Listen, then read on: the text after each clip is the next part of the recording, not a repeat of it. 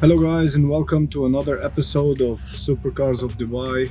Today we're featuring the F8 Tributo, which is the last V8 mid-engine that Ferrari will produce without having any electrical engines. Recently we saw the release of the 296 GTB, which is a V6, a all-new engine, along with an EV as well. This one is the last sort of from the analog era.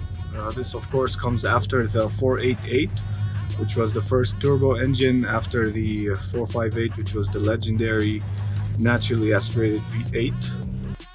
So this is the last one, and I feel like it didn't get the recognition it deserves, and mainly because it sort of came right before the launch of the SF90 Stradale, which took the world by storm, introducing 900 plus horsepower and having an electrical engine as well as a V8.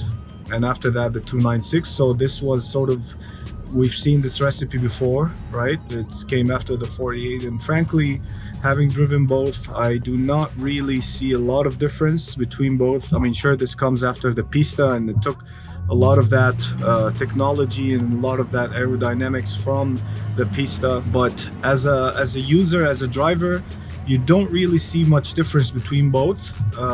In terms of layout from the interior, it's pretty much the same. Even the interface is very similar and still outdated a bit in the F8, so nothing much changed in that. The only thing though that I love about this, and I think we're gonna miss, is the analog speedometer and the RPM in the middle.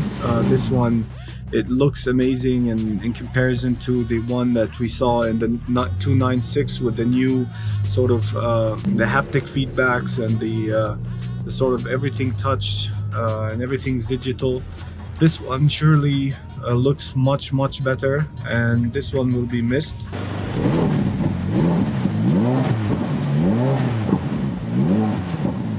Steering wheel, amazing. It feels very compact. It feels very, you feel a lot in control in when you're sort of holding the steering wheel.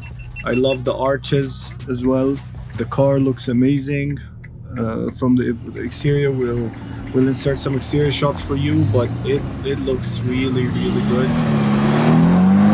In terms of horsepower, we're talking about 720 horsepower, so this is serious speed. Of course, this came after the 720, the McLaren 720S, which until now not a lot of companies were able to sort of keep up with that technology and speed, and so the F8 pumped up the numbers, and I mean, the 488 was crazy fast, right? Like, it was seriously and terrifyingly fast, and this even pushes the envelope even further.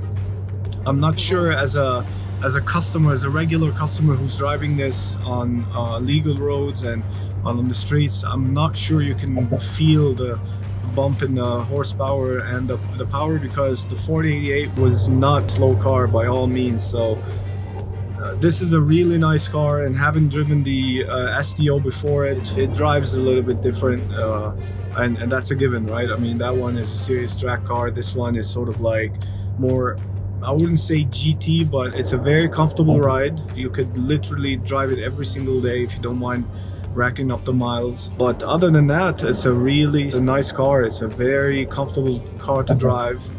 And I have to note though, in comparison, 488 came out, people were complaining about the noise, that it's mute in comparison to the 458. But I mean, in comparison to this, the 488 sounds much better than this.